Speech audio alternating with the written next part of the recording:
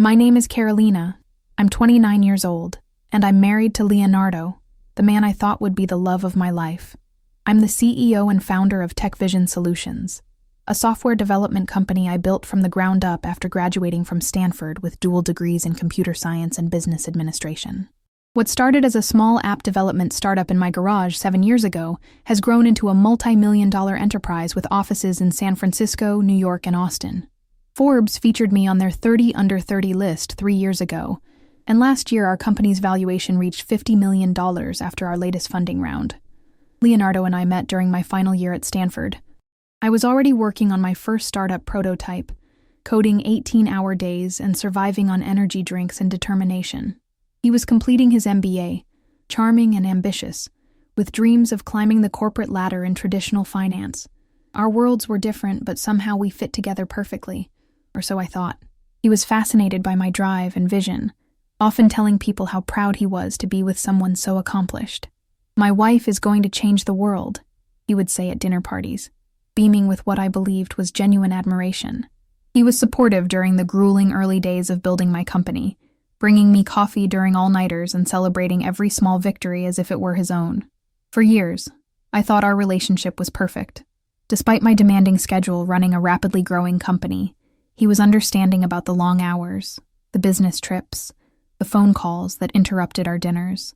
He seemed proud of my success, always encouraging me to pursue bigger deals, larger expansions.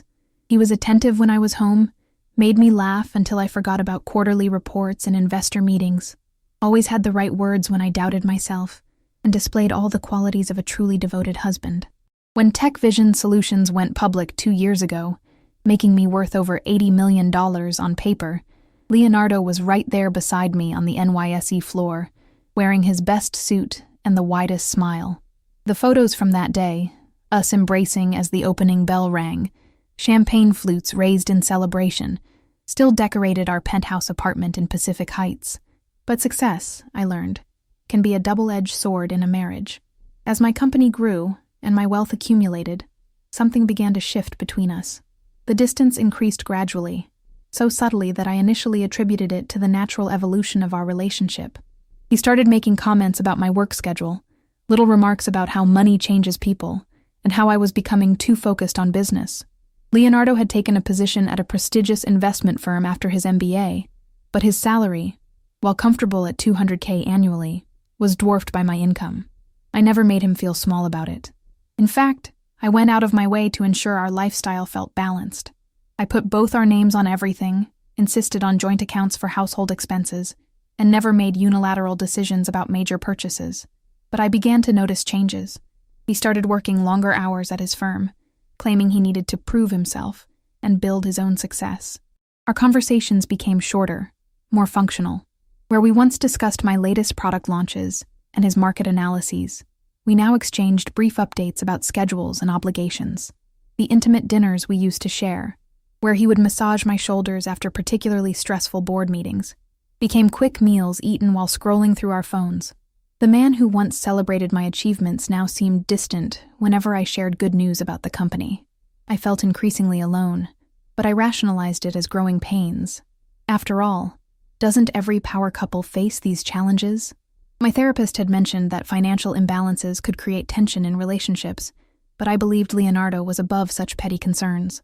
But the truth had been there all along, hiding behind his supportive smiles and encouraging words. The first real sign came 4 months before his birthday. I was reviewing our joint credit card statements, a habit I'd developed as CEO, always keeping track of expenses, when I noticed charges to expensive restaurants and hotels that I hadn't attended with him. When I asked about them casually over breakfast, he explained they were client dinners and company retreats. "The firm is really pushing us to wine and dine potential investors," he said, not meeting my eyes as he spoke. "You know how it is in finance. Everything's about relationships." I knew exactly how it was in business, which is why his explanation felt hollow. I'd built my company on relationships, and I knew the difference between legitimate business expenses and personal indulgences. The second sign was more personal. Leonardo had always been proud of my success publicly, but he started making subtle comments about my achievements in private.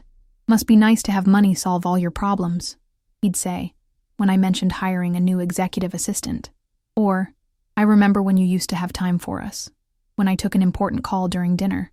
The third sign was when he began suggesting that I delegate more, scale back my involvement in day-to-day operations. "You've built something amazing, Carolina," he said one evening as we sat in our living room overlooking the bay. "Maybe it's time to enjoy the fruits of your labor. Hire someone else to run it." What he didn't understand was that Tech Vision Solutions wasn't just my company. It was my passion, my purpose, my identity. I didn't build it to step away from it. I built it to change the industry. But his suggestions became more frequent, more insistent. He painted pictures of us traveling the world, buying a vineyard in Napa, starting a family. All of it required me to step back from the company that had made everything possible. That's when I began paying closer attention to the details. I noticed how he would step out to take certain phone calls, how he would angle his phone away from me when texting, how he had started going to the gym at odd hours, something that had never interested him before. The breaking point came on a Tuesday evening in March. I had flown back early from a business trip to Seattle, hoping to surprise him with dinner at our favorite restaurant in the Marina District. I arrived home to find our apartment empty, but his car was in the garage. Our doorman mentioned he had left around noon with the young lady who visits sometimes. I had never heard of any young lady who visited sometimes. That night, when Leonardo returned home at 11 p.m. with a story about drinks with colleagues, I realized I was married to a stranger. The man who had once been my biggest supporter had become someone I couldn't trust. As a CEO, I had learned to trust my instincts about people, to read between the lines, to spot inconsistencies in presentations and pitches. Those same skills were now telling me that my marriage was built on lies. Instead of confronting him immediately, I did what any successful businesswoman would do. I gathered intelligence. I hired a discreet private investigator, the same firm I used for background checks on potential executives. I installed security cameras in our apartment, ostensibly for safety given my high profile, but really to monitor what happened when I wasn't home. What I discovered broke my heart but didn't surprise me. Leonardo was having an affair with Sarah, my maid of honor and supposedly my best friend since college. Sarah worked in marketing at a tech startup, not as successful as mine, but she understood the industry. More importantly, she understood the version of me that existed before the money, before the success, before the responsibility. The private investigator's report painted a clear picture. They had been meeting at expensive hotels, charged to our joint credit card, taking weekend trips to Carmel and Sonoma, while I was traveling for business, and she had been coming to our apartment during the day when I was at the office. The security footage was devastating but conclusive. I watched them in our home, in our bed, laughing and talking in ways that Leonardo and I hadn't connected in months. I saw him cooking for her, something he hadn't done for me in over a year. I watched her wear my silk robe, drink wine from glasses I had bought, curl up on the couch where I spent late nights reviewing financial projections. But the most painful footage was from 2 weeks before I discovered the truth. I watched Sarah pick up one of my business awards from the coffee table, examine it with what looked like disdain, and say something that made Leonardo laugh. They were mocking my success, my achievements, the work that had built the life they were enjoying behind my back. That's when I knew this wasn't just about infidelity. This was about resentment, jealousy, and two people who felt entitled to what I had built. As a CEO, I had learned that the best business strategies require patience, planning, and perfect timing. I decided to apply those same principles to my personal life. On the day of his birthday, I decided to orchestrate a surprise that would be remembered forever, but not for the reasons anyone expected. I spent the morning organizing what would appear to be the perfect celebration. I hired the same event planning company that had organized our product launch parties, sparing no expense. I ordered a custom cake from the exclusive bakery in Nob Hill that catered to San Francisco's elite. I arranged for our penthouse to be decorated with white orchids, his favorite, and had professional lighting installed to create the perfect ambiance. The guest list was carefully curated. Our closest friends from Stanford, his colleagues from the investment firm, my executive team, both sets of parents, and various influential people from our social circle. These weren't just party guests. They were witnesses, people whose opinions mattered in our professional and social worlds. I personally called Sarah to invite her. "I'm throwing a surprise party for Leo's birthday," I said, my voice warm and friendly. "Can you make it?" "Of course," she replied, with what sounded like genuine enthusiasm. I wouldn't miss it. Should I bring anything? Just yourself, I said, knowing exactly what that meant. That's all I need. The irony wasn't lost on me that I was using the same strategic thinking that had made me successful in business to orchestrate the end of my marriage. I spent considerable time preparing what appeared to be a heartfelt tribute video, using our professional video production team, the same one that created our company's commercials. I compiled footage from throughout our relationship. Our first date at Pier 39, the weekend we spent in Big Sur, the night he proposed at the top of the Mark, our wedding at the Ritz-Carlton Half Moon Bay, where Sarah had given such a touching maid of honor speech about true love and loyalty. The video was set to At Last by Etta James, the song we had danced to at our wedding. It was beautifully edited, professionally produced, and would have been the perfect gift for a husband who deserved it. But I had also prepared another file with an identical name, stored in the same folder on my laptop. This video contained the security footage from our apartment, carefully edited to show the most damning moments of Leonardo and Sarah's affair. I had included audio where possible, timestamps to show the frequency of their meetings, and even footage of them discussing me and mocking my dedication to my work. The evening of the party, our penthouse was transformed into an elegant celebration space. The catering was impeccable. I had hired the same company that handled our board meetings and investor dinners. Champagne flowed freely, and the conversation buzzed with the energy of San Francisco's tech and finance elite. Leonardo's parents had flown in from Chicago, beaming with pride at their successful son and his accomplished wife. My own parents, who had initially worried about my workaholic tendencies, were there to celebrate what they believed was our happy marriage. Sarah arrived fashionably late, wearing a stunning black dress that I recognized as designer, more expensive than her startup salary should have allowed. She kissed me on both cheeks and complimented the decorations with the same warm smile she'd always used with me. "Carolina, this is incredible," she gushed, gesturing at the elegant setup. "Leo is so lucky to have you." "Yes," I replied, meeting her eyes directly and thinking about the security footage I'd watched. "He certainly is." Throughout the evening, I observed the dynamics with the analytical mind that had made me successful in business. Leonardo seemed nervous, though our guests attributed it to being overwhelmed by the surprise. I watched him watching Sarah, noticed how they carefully avoided being photographed together, how they both tensed when someone suggested a group photo. The most telling moment came when my CFO, Janet, pulled me aside to compliment my husband. "Leonardo seems a bit quiet tonight," she said. "I hope he's not feeling overwhelmed by all this attention. I think he's just processing some big changes in his life," I replied, knowing exactly what those changes would be. When dinner was served, I stood to give a toast. I looked around the room at the faces of people who had supported my professional journey, who had believed in my vision, who had helped me build something meaningful. "Thank you all for being here tonight to celebrate Leonardo," I began, my voice clear and confident, the same tone I used when presenting to investors. 5 years ago, I married a man I thought I knew completely. I believed I had found my partner in life, someone who would support my dreams and share in my success.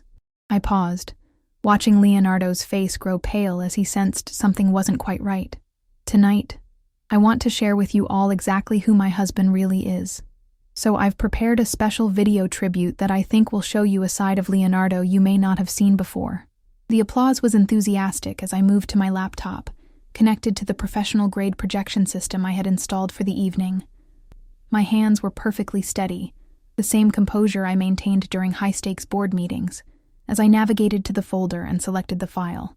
"This video," I announced, "will show you exactly the kind of man Leonardo has become." I clicked play. The timestamp appeared first. 3 weeks ago, 2:30 p.m. on a Tuesday when I was supposed to be in a meeting with potential investors in Palo Alto. Our living room came into view, and I heard the collective intake of breath as our guests realized what they were watching. Leonardo's face went through the same progression I'd seen in countless business meetings when someone was caught in a lie. Confusion, recognition, horror, and finally, panic. Sarah's wine glass slipped from her hand, the crystal shattering on our marble floor like the sound of breaking trust. The footage was undeniable. My husband and my best friend, in my home, in my bed, betraying everything I had built with them. But more than that, the audio captured their conversations about me, how I was too obsessed with work, how I had changed since becoming successful, how they deserved happiness more than I deserved loyalty. I turned to face the room, and in that moment, I felt the same clarity I experienced when making difficult business decisions. The uncertainty that had plagued me for months was gone, replaced by the cold certainty of facts and evidence. "You see," I said, my voice carrying the authority that had commanded boardrooms full of skeptical investors, "I've known about this affair for quite some time. Every late night at the office, every business dinner, every time you told me you loved me while planning to betray me with my closest friend." Leonardo stood up shakily, his face ashen. "Carolina, I can explain." "Can you?" I interrupted, my tone as sharp as it was during contentious negotiations. "Can you explain how you've been using our joint credit card to fund your affair? Can you explain how you've been bringing another woman into the home that my company's success built? Can you explain how you looked me in the eye every morning and lied to me while benefiting from everything I had worked to create?" Sarah was sobbing now, her carefully applied makeup running down her cheeks. "Carolina, please.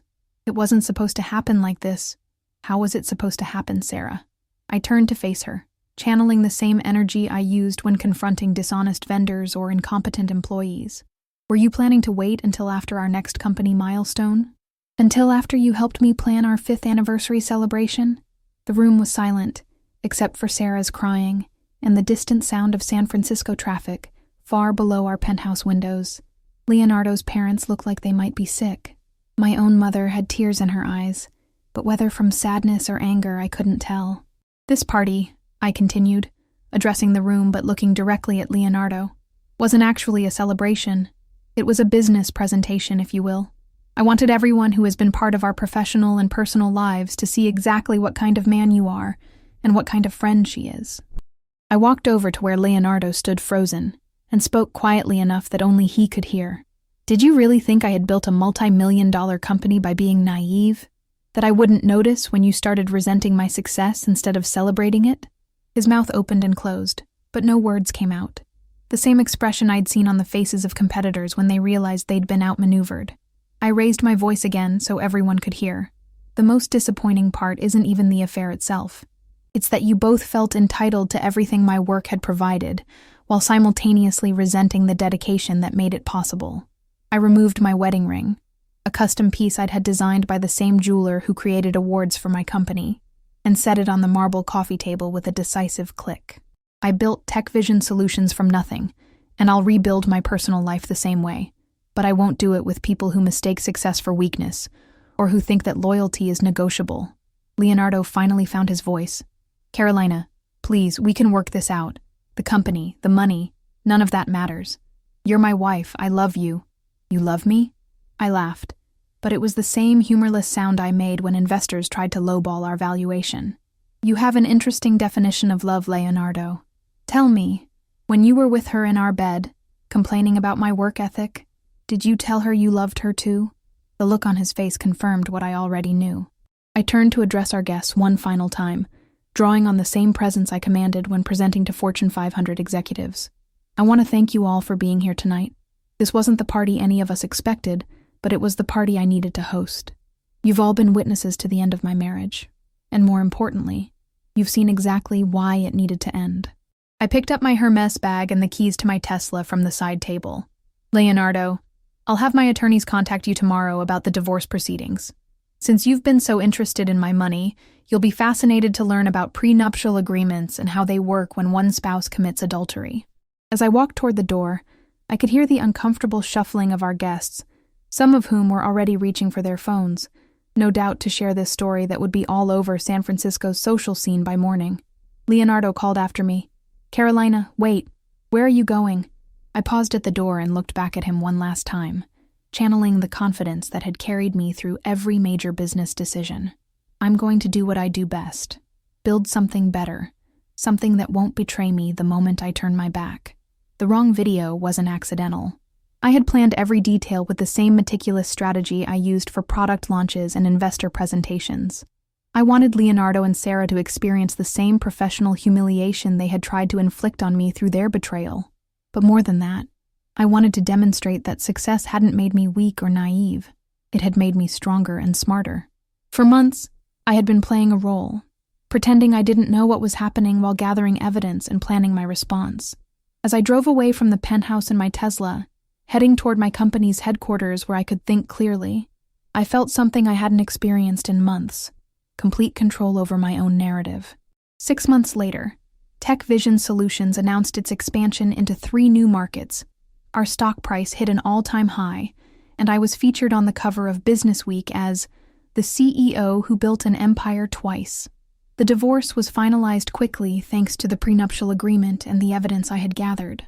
Leonardo tried to claim a portion of my company's value, but the footage of him and Sarah mocking my work ethic made it clear that he had never been a true partner in my success. He received a modest settlement, enough to start fresh, but nowhere near enough to maintain the lifestyle my achievements had provided. I learned that the most valuable business lesson also applied to personal relationships. Never let anyone convince you that your success is the problem. The people who truly belong in your life will celebrate your achievements, not resent them. And I learned that sometimes the most strategic move isn't avoiding conflict. It's controlling exactly when and how that conflict unfolds. The birthday party that was supposed to celebrate our love instead became the most successful presentation of my life. It was the day I took back my power and showed everyone exactly what happens when you underestimate a woman who built an empire from nothing. And that's how my story ends. If you stood by my side until the end, show me by hitting that like button, subscribe to hear more stories like this one, share it with someone who needs courage, and tell me in the comments, was I right to do what I did? Would you have done the same thing?